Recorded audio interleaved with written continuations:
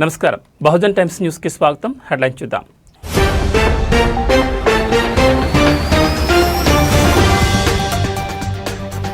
రాష్ట్రంలో ఉప ఎన్నికలు ఖాయం. పార్టీ శ్రేణులకు గులాబీబాస్ సంచలన పిలుపు.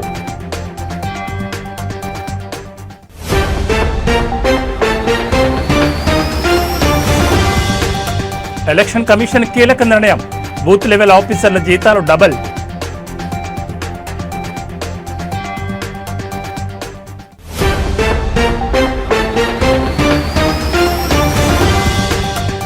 జమ్మూ కశ్మీర్లో ఎన్కౌంటర్. మరో ఉగ్రవాది హతం.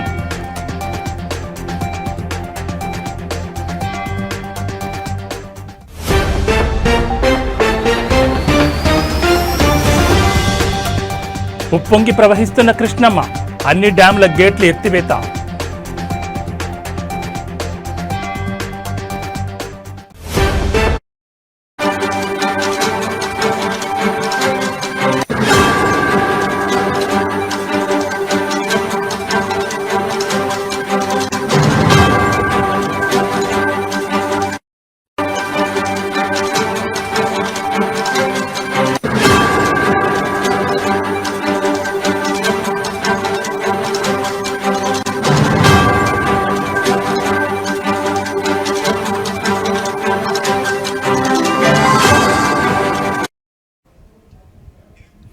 బులెటిన్లో బ్రేకింగ్ న్యూస్ చూస్తున్నాం. బీఆర్ఎస్ నుంచి గెలిచి పార్టీ ఫిరాయించిన ఎమ్మెల్యేల అనర్హత వేటు పిటిషన్లపై దేశ అత్యున్నత న్యాయస్థానం సుప్రీంకోర్టు తీర్పు వెలువరించిన విషయం తెలిసిందే. 3 నెలల్లోపు శాసనసభ స్పీకర్ తుది నిర్ణయం తీసుకోవాలని తేల్చెప్పింది. అదేవిధంగా న్యాయస్థానమే ఎమ్మెల్యేలపై అనర్హత వేటు వేయాలన్న విజ్ఞప్తిని తోసిపుచ్చింది. అదేవిధంగా ఇదే కేసులో హైకోర్టు డివిజన్ బెంచ్ ఇచ్చిన తీర్పును డిస్మిస్ చేసింది. ఈ క్రమంలోనే సుప్రీంకోర్టు తీర్పుపై బీఆర్ఎస్ అధినేత కేసీఆర్ స్పందించారు. ఈ మేరకు ఆయన ఇవాళ ఎర్రబెల్లి ఫామ్ హౌస్ నుంచి ఒక ప్రకటన విడుదల చేశారు. పార్టీ ఫిరాయించిన ఎమ్మెల్యేల నియోజకవర్గాల్లో ఉప ఎన్నికలు రావడం పక్కా అని కామెంట్ చేశారు. ఆయా నియోజకవర్గాల్లో ఉప ఎన్నికలకు పార్టీ శ్రేణులను ఇప్పటి నుంచే సన్నద్ధం చేయాలని నాయకులకు సూచించారు. రాబోయే స్థానిక సంస్థల ఎన్నికల్లో మంచి ఫలితాలు సాధించేలా కృషి చేయాలన్నారు. ఆ ఎన్నికల తర్వాతే పార్టీ సంస్థాగత నిర్మాణంపై దృష్టి సారిద్దామని కేసీఆర్ పేర్కొన్నారు.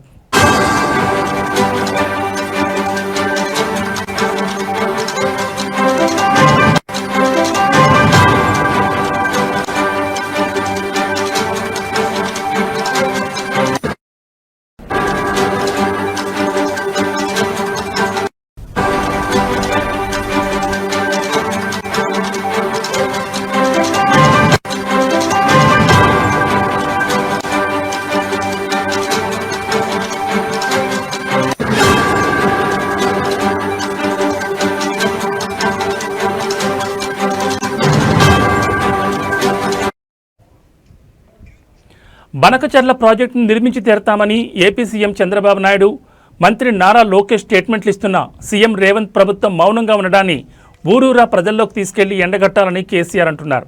ఇప్పుడున్న పరిస్థితుల్లో బీఆర్ఎస్ పార్టీకి లోక్సభలో డజన్ మంది ఎంపీలుంటే బనకచర్ల అంశంపై గట్టిగా కొట్లాడేవారని పేర్కొన్నారు. రాష్ట్రానికి చెందిన కాంగ్రెస్, బీజేపీ ఎంపీల చేతగానితనంతో తెలంగాణకు అన్యాయం జరుగుతోందని ఫైర్ అయ్యారు. బనకచర్లపై రాజకీయ, న్యాయపరమైన పోరాటానికి బీఆర్ఎస్ సన్నద్ధం కావాలని తెలిపారు. సుప్రీంకోర్టును ఆశ్రయించడంతో పాటు బహిరంగ సభ నిర్వహించేందుకు ప్లాన్ చేస్తున్నామని పేర్కొన్నారు. బీసీ రిజర్వేషన్ల అంశంపై కేంద్ర రాష్ట్ర ప్రభుత్వాలపై ఒత్తిడి పెంచేలా పార్టీ కేడర్ను సన్నద్ధం చేయాలన్నారు. ఈ నెల 8న కరీంనగర్ సభ తర్వాత రాష్ట్రపతిని పార్టీ ప్రతినిధి బృందం కలిసి బీసీ రిజర్వేషన్ల అమలుకు విజ్ఞప్తి చేయబోతోందని పార్టీ శ్రేణులకు కేసీఆర్ తెలిపారు.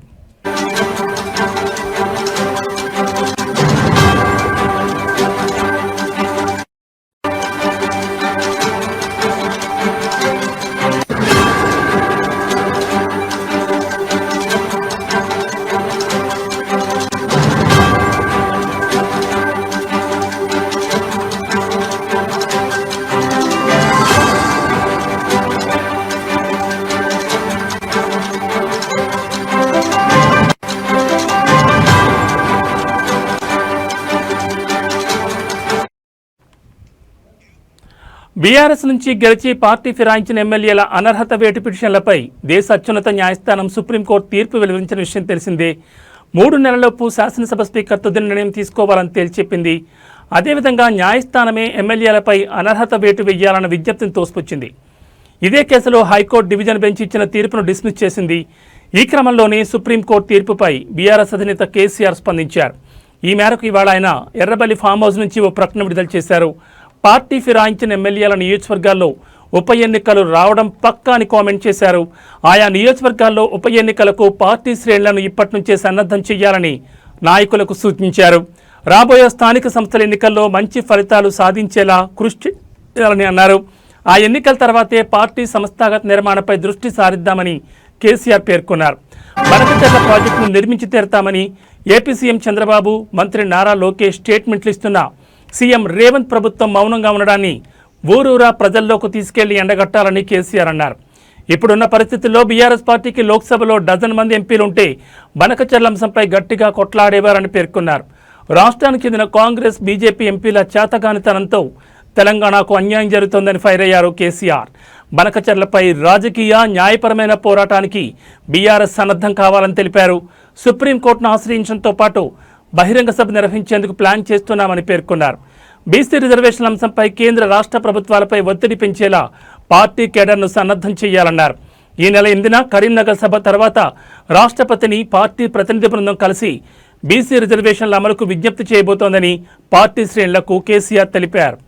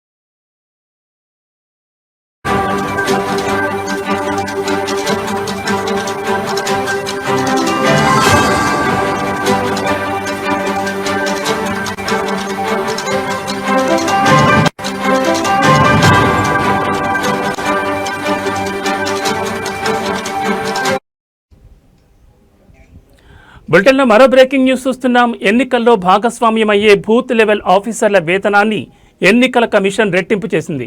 ఈ మేరకు ఈరోజు ఎన్నికల సంఘం ఆదేశాలు జారీ చేసింది.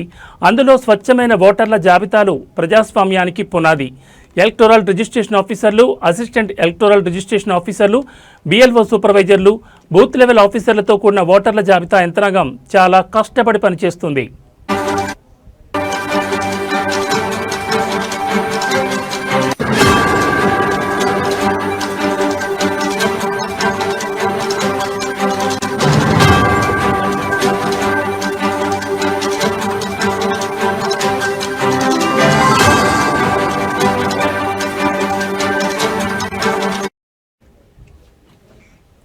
నిష్పాక్షికమైన, పారదర్శకమైన ఓటర్ల జాబితాల తయారీలో కీలక పాత్ర పోషిస్తోంది.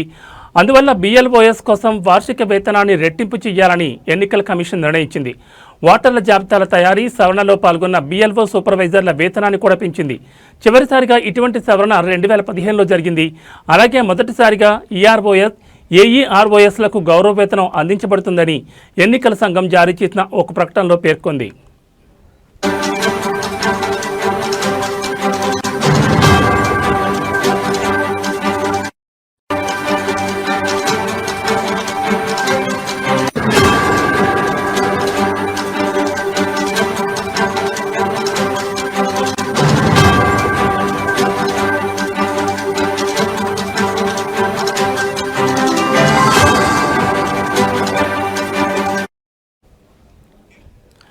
బ్రేకింగ్ న్యూస్ చూస్తున్నాం. ఎన్నికల్లో భాగస్వామ్యమయ్యే బూత్ లెవెల్ ఆఫీసర్ల వేతనాన్ని ఎన్నికల కమిషన్ రెట్టింపు చేసింది. ఈ మేరకు ఈరోజు ఎన్నికల సంఘం ఆదేశాలు జారీ చేసింది. అందులో స్వచ్ఛమైన ఓటర్ల జాబితాలు ప్రజాస్వామ్యానికి పునాది. ఎలక్టోరల్ రిజిస్ట్రేషన్ ఆఫీసర్లు, అసిస్టెంట్ ఎలక్టోరల్ రిజిస్ట్రేషన్ ఆఫీసర్లు, BLO సూపర్వైజర్లు, బూత్ లెవెల్ ఆఫీసర్లతో కూడిన ఓటర్ల జాబితా యంత్రాంగం చాలా కష్టపడి పనిచేస్తుంది. నిష్పాక్షికమైన, పారదర్శకమైన ఓటర్ల జాబితాల తయారీలో కీలక పాత్ర పోషిస్తుంది. అందువల్ల BLOS కోసం వార్షిక వేతనాన్ని రెట్టింపు చేయాలని ఎన్నికల కమిషన్ నిర్ణయించింది. ఓటర్ల జాబితాల తయారీ సవరణలో పాల్గొన్న BLO సూపర్వైజర్ల వేతనాన్ని కూడా పెంచింది. చివరిసారిగా ఇటువంటి సవరణ 2015లో జరిగింది. అలాగే మొదటిసారిగా EROS, AEROSలకు గౌరవ వేతనం అందించబడుతుందని ఎన్నికల సంఘం జారీ చేసిన ఒక ప్రకటనలో పేర్కొంది.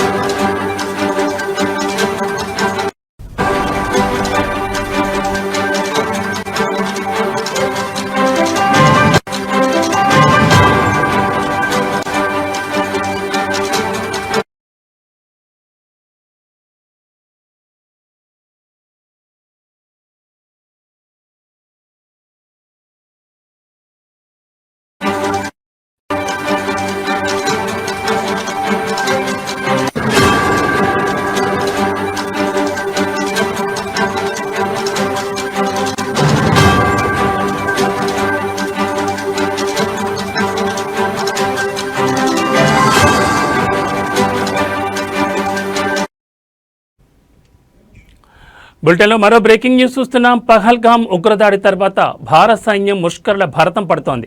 ఒక్కొక్కరిని ఎరివేస్తోంది. ఇటీవల శ్రీనగర్లో ఆపరేషన్ మహాదేవ్ చేపట్టి 3 ఉగ్రవాదుల్ని మట్టుబెట్టారు. పహల్గామ్ కీలక సూత్రధారి సులేమాన్ సహా మరో 2 ఉగ్రవాదులు హతమయ్యారు. తాజాగా ఆపరేషన్ అఖల్ నిర్వహించింది. ఈ ఆపరేషన్లో ఒక ఉగ్రవాది హతమయ్యాడు.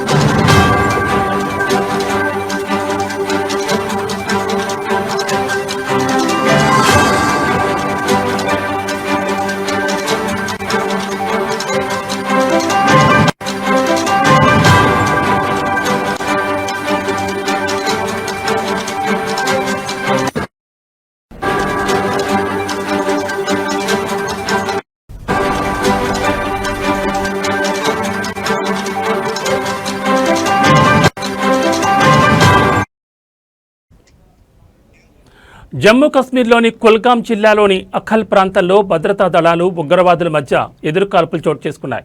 ఈ ఎన్కౌంటర్లో ఒక ఉగ్రవాది హతమైనట్లు భారత సైన్యానికి చెందిన చినార్ కాప్స్ తెలిపింది. ఆర్మీ, జమ్మూ కశ్మీర్ పోలీసుల special operations group, central reserve police force సంయుక్తంగా ఈ ఆపరేషన్ చేపట్టినట్లు వెల్లడించింది. ప్రస్తుతం ఆపరేషన్ కొనసాగుతోందని పేర్కొంది.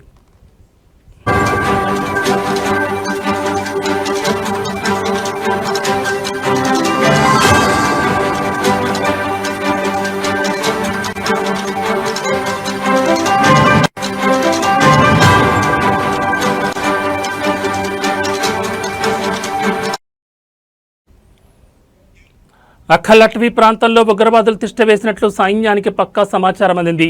దీంతో భద్రతా దళాలు గాలింపు చర్యలు చేపట్టాయి. ఈ నేపథ్యంలో సైన్యంపై ఉగ్రవాదులు కాల్పులకు తెగబడ్డారు. సైన్యం కాల్పుల్లో ఒక ఉగ్రవాది హతం కాగా మరికొందరి కోసం గాలిస్తున్నారు.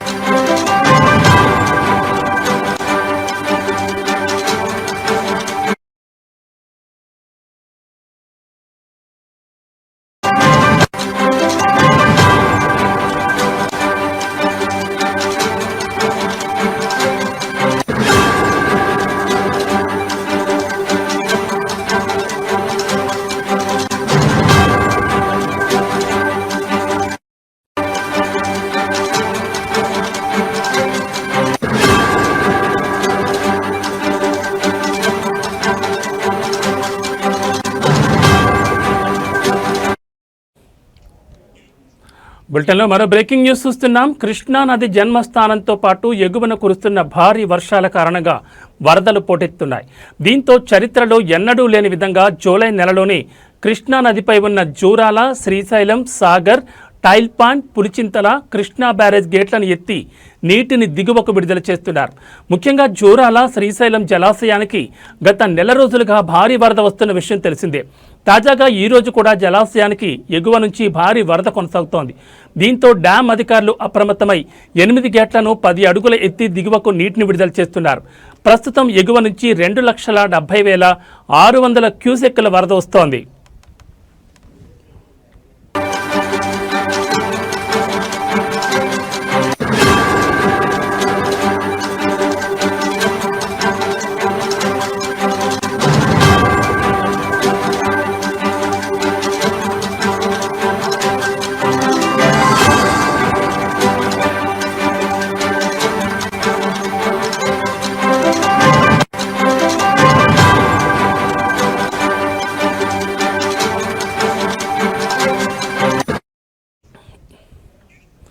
ఎనిమిది గేట్లు కుడి, ఎడమ విద్యుత్ కేంద్రాల ద్వారా 2,76,461 క్యూసెక్కుల నీటిని దిగువకు విడుదల చేస్తున్నారు. దీంతో దిగువన ఉన్న నాగార్జున సాగర్కు వరద కొనసాగుతోంది.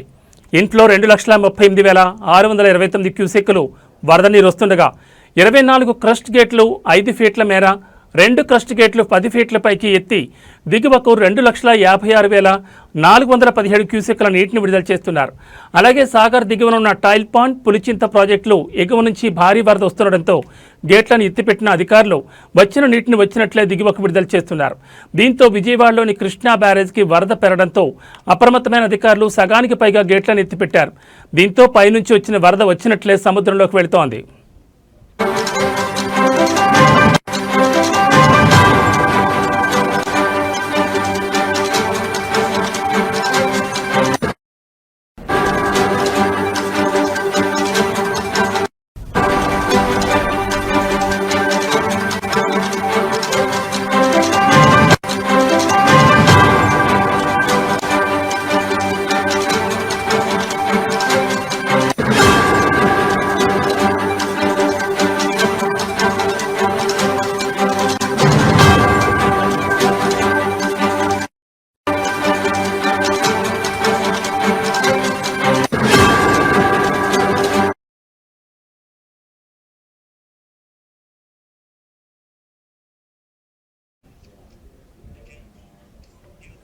జాతీయ సినీ అవార్డు విజేతలకు మెగాస్టార్ చిరంజీవి సోషల్ మీడియా వేదికగా శుభాకాంక్షలు తెలిపారు. ప్రతి ఏడాది మాదిరిగానే ఈ ఏడాది కూడా కేంద్ర ప్రభుత్వం జాతీయ చలనచిత్ర అవార్డులను ప్రకటించిన విషయం తెలిసిందే. భారతీయ సినీ రంగంలో విశేష కృషి చేసిన చిత్రాలకు, కళాకారులకు రాష్ట్రపతి చేతుల మీదుగా అవార్డులు అందించనున్నారు. 2023 సంవత్సరానికి గాను 71వ జాతీయ చలనచిత్ర పురస్కారాల విజేతల వివరాలను జ్యూరీ ప్రకటించింది. అన్ని భాషల నుంచి చిత్రాలను ఎంపిక చేసింది. మొత్తం 15 విభాగాల్లో అవార్డులు ప్రకటించింది. ఈ క్రమంలో 71వ జాతీయ చలనచిత్ర అవార్డుల విజేతలందరికీ Tollywood star hero megastar Chiranjeevi హృదయపూర్వక అభినందనలు తెలిపారు. ఉత్తమ చిత్రంగా 12వ ఫెయిల్ నిర్మాత, దర్శకుడు విధు వినోద్ చోప్రాకు అభినందనలు తెలిపారు.